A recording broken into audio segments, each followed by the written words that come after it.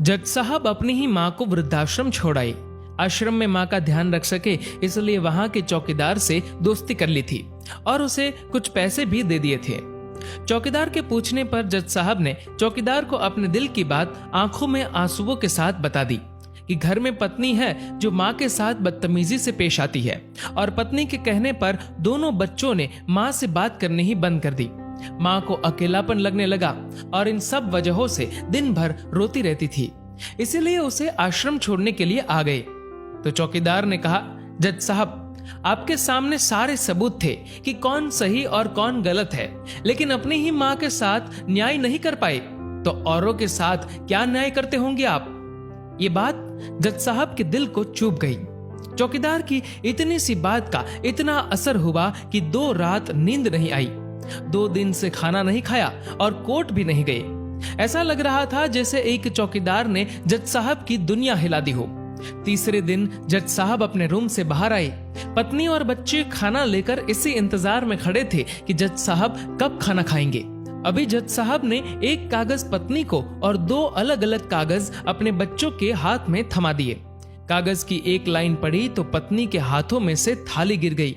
उस पर लिखा था कि मैं तुम्हें तलाक दे रहा हूं, और बच्चों से कहा, आज से मेरी सारी प्रॉपर्टी आप दोनों की, मुझे कुछ नहीं चाहिए।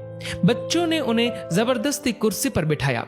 हाथ जोड़कर पैरों में गिरकर इन सब का कारण पूछा तो आंखों में आंसुओं के सैलाब के साथ जज साहब बोले कि मैं मेरी 65 वर्ष की माँ को आश्रम छोड़ के आया हूँ, अनजान लोगों के भरोसे छोड़ के आया हूँ, और आप सब कारण पूछ रहे हैं। हम लोगों को शर्म आनी चाहिए। रोज मेरे कोर्ट से आने के बाद माँ रोती थी कि बेटा प्लीज मुझे वृद्धाश्रम में शिफ्ट कर दो। आप में से किसी ने भी माँ से सीधे मुंह बात नहीं की और ये भी भूल गए कि जिस जज को आज पूरा शहर सलाम करता है, उसी जज को बनाने में उस माँ का कितना बड़ा रोल है। कभी दूसरों के घरों में काम करने जाती तब भी मुझे अकेला ना छोड़ती थी। ऐसी भगवान समान माँ को मैंने आश्रम में छोड़ दिया, और वो भी ऐसे लोगों के भरोसे जिन्हें ये तक नहीं पता कि माँ को क्या बीमारियां है। खुद को कोसते हुए जज साहब कहते हैं, दूसरों पर फैसले सुनाने वाला आज मैं खुद हार गया। मैं जज नहीं बल्कि गुनहगार हूँ, और मैंने जो गुनाह किया है वो शायद कानून तो माफ कर देगा, लेकिन ईश्वर के कोर्ट में वो कभी माफ नहीं होगा। ये कहते हुए जज साहब बोले कि अब मैं अपने पापों का प्रायश्चित करने जा रहा हूँ। मैंने अपना सब कुछ आप लोगों को सौंप दिया है और अब अपनी माँ के साथ आश्रम में रहूंगा और उनकी सेवा करूंगा। पत्नी से जज साहब ने कहा कि याद रखना, आज तुमने उस माँ को आश्रम भिजवाया, तुम भी एक माँ हो, कल तुम्हें भी कोई आश्रम भेजेगी, तब तुम्हें मेरे इन शब्दों का अर्थ सही मायने में समझ आएगा। ये बोलकर जज साहब आश्रम के लिए चल दिए। आधी रात को चौकीदार भी जज साहब को देखकर चौंक गया। आश्रम के अंदर दाखिल हुए तो देखा माँ सो रही थी। करीब जाकर देखा तो पूरे परिवार की तस्वीर से लिपटकर रोते हुए माँ सो गई थी।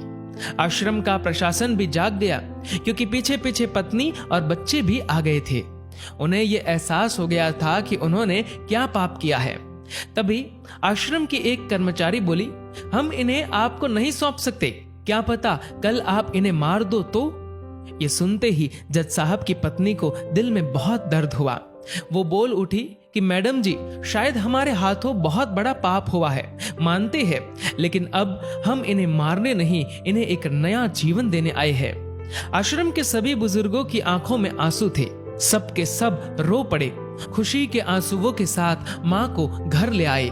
लेकिन वही आश्रम में अनेक आंखें ऐसी थी जो किसी ना किसी का इंतजार कर रही थी। माँ, तेरा कर्ज मुझसे अदा क्या होगा, तू अगर नाराज है तो खुश मुझसे खुदा क्या होगा। दोस्तों, इस कहानी को लेकर आपकी क्या राय है, नीचे कमेंट करके जरूर बताएगा।